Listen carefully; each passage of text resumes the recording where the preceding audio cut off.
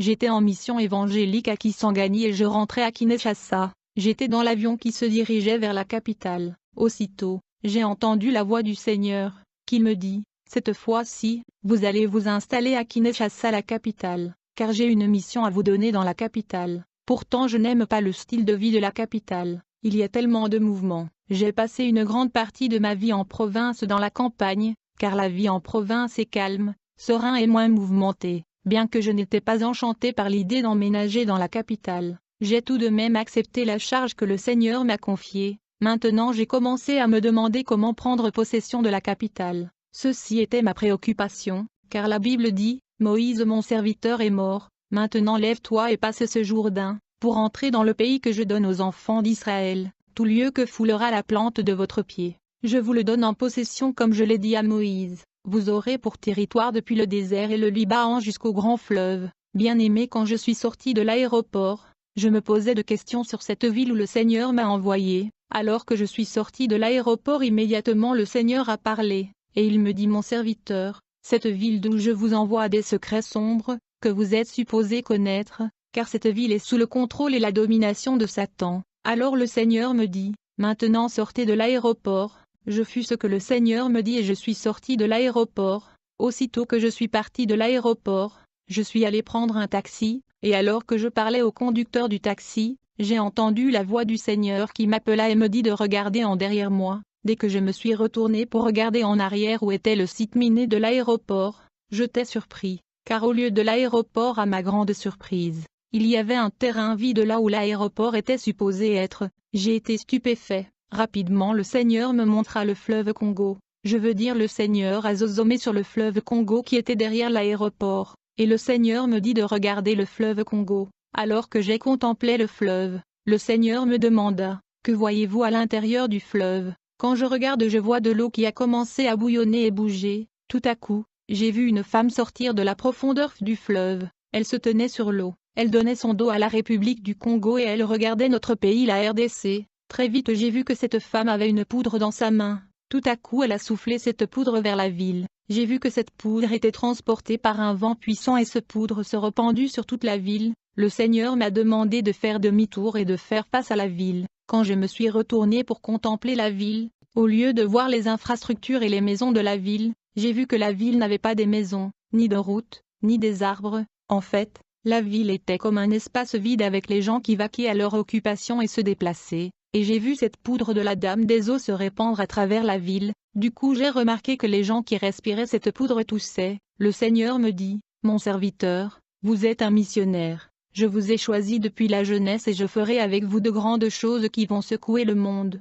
Je t'enseigne le système satanique. » Le Seigneur me dit, « Tu vois cette femme des eaux qui souffle la poudre dans la ville. Elle n'est pas un humain, elle est un démon. Elle est l'un des démons qui ont acheté ton pays. Car ton pays a été vendu dans une alliance satanique, par votre ancien président à des démons qui habitent sous le fleuve Congo. La femme que vous avez vue souffler le poudre dans la ville, est la principauté de la capitale, où elle exerce sa domination et son contrôle, a dit le Seigneur. Vous avez vu des gens absorber sa poudre dans la ville. Notez qu'il y a deux esprits impurs qui domineront le résident de la ville qui respire cette poudre démoniaque. Premièrement, chaque fois que les gens respirent sa poudre, ils tombent sous l'influence du démon de la bière. Les gens de cette ville sont accros à la bière, même les serviteurs de Dieu. Ces serviteurs boivent au point de se saouler. Les jeunes sont également accros à la bière. Le démon de la bière influence les habitants de la ville. Le Seigneur me dit, le deuxième esprit qui influence la ville est l'esprit d'impureté sexuelle. Même les adolescents de cette ville sont pervers.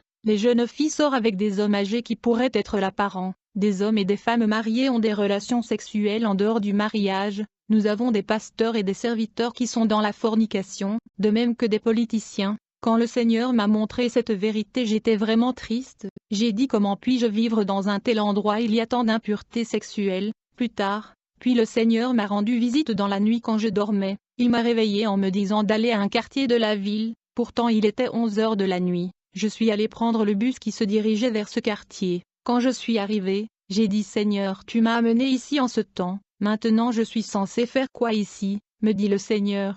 Prends cette direction devant toi car j'ai préparé un homme qui te conduira où je veux que tu ailles. J'ai pris la direction que le Seigneur m'a indiquée. Je marchais dans la rue au fond de la nuit quand j'ai vu un homme, qui semblait m'attendre.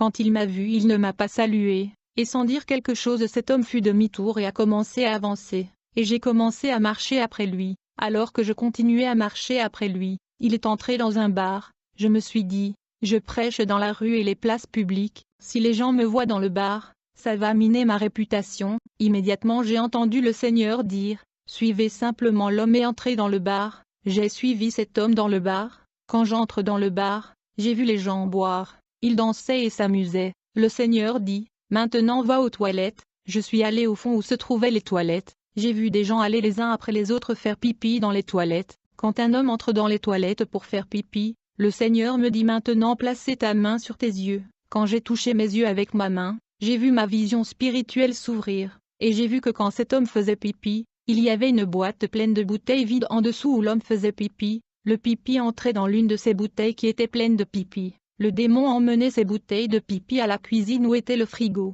Le Seigneur me dit, le propriétaire de ce bar est en magie noire, il ne fournit pas de la bière normale dans son bar, la bière que les gens boivent ici est du pipi. Mon frère, j'étais terrorisé et choqué, puisque je suis un prédicateur de la rue, j'ai témoigné à la foule dans la rue ce qui se passait dans ces bars. Le patron de ce bar n'était pas content, il voulait me brutaliser mais le Seigneur a amené les jeunes qui ont entendu ce témoignage à me protéger et ils ont pris un taxi pour moi. Quelques jours plus tard, quand je dormais, j'ai immédiatement entendu le Seigneur me dire, je veux te montrer quelque chose. Il était environ 1 heure du matin, je dormais quand j'ai eu l'impression que la porte de ma maison était ouverte, et rapidement j'ai eu l'impression que quelqu'un m'avait frappé 2 fois sur la jambe pour me réveiller. Quand je me suis levé j'avais un peu peur, mais j'ai refusé de paniquer, pourtant j'ai senti la présence d'un homme dans ma chambre, bien que je n'ai vu personne.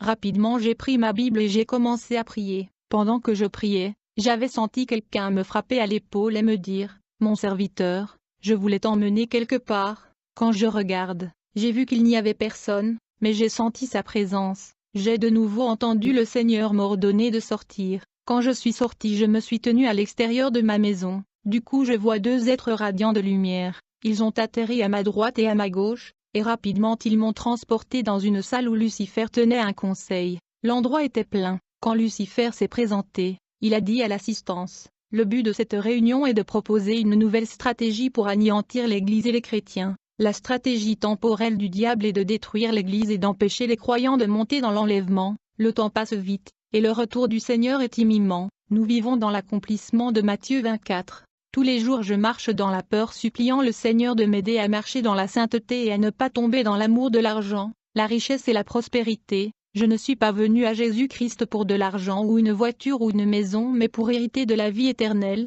Je suis vraiment consterné de voir des choses se passer dans l'Église de Jésus-Christ en ces heures critiques. Le diable sait que le temps est fini. J'ai entendu le diable dire que le but de cette réunion est de corrompre et de contaminer l'Église et le croyant. Le diable a dit à l'assistance, je veux vous présenter le programme d'action hebdomadaire que nous allons mettre en œuvre. Lors de cette réunion, j'ai appris que chaque jour de la semaine est gouverné par un démon spécifique.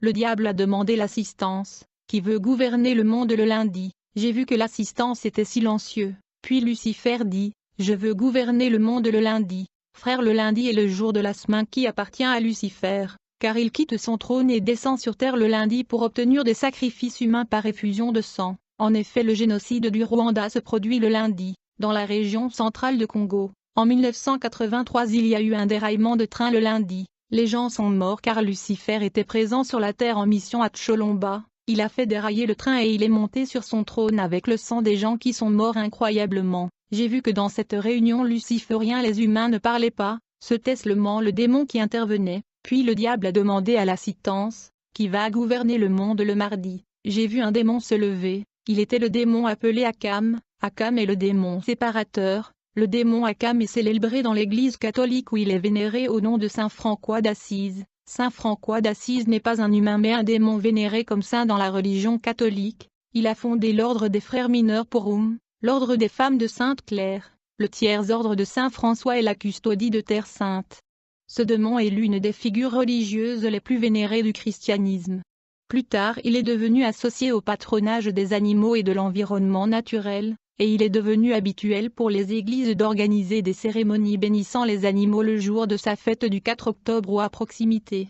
Le démon Akam qui est le démon séparateur cause les divisions dans la famille. Quand ce démon entre dans l'église locale, il cause les factions, le camp et les divisions. Il sépare le pasteur de son subordonné. Pourtant Dieu n'accepte pas la division. Le Seigneur travaille dans l'unité. Le Seigneur permet la séparation mais il n'aime pas la division. Le Seigneur a séparé Abraham de Lot. Ce démon appelé Akam célébré dans l'église catholique le jour de sa commémoration. L'église catholique est un secte. Priez pour votre bien-aimé qui est dans l'église catholique. Puis le diable demanda l'assistance. Qui va gouverner le monde le mercredi? J'ai vu un démon femelle se lever. Elle s'appelait Astarté. Cette femme démon vient sur terre le mercredi mais ses pieds ne touchent pas le sol. Elle n'a pas d'os dans son corps. Dans le monde musical elle s'appelle Ekatchaka. Nous connaissons le musicien populaire Kofi, qui a rendu hommage à Ekatchaka dans sa chanson. La déesse Astarte s'appelle aussi Maria Valencia et Aisha. Les élèves en Afrique rendent hommage à cette déesse en 5e année.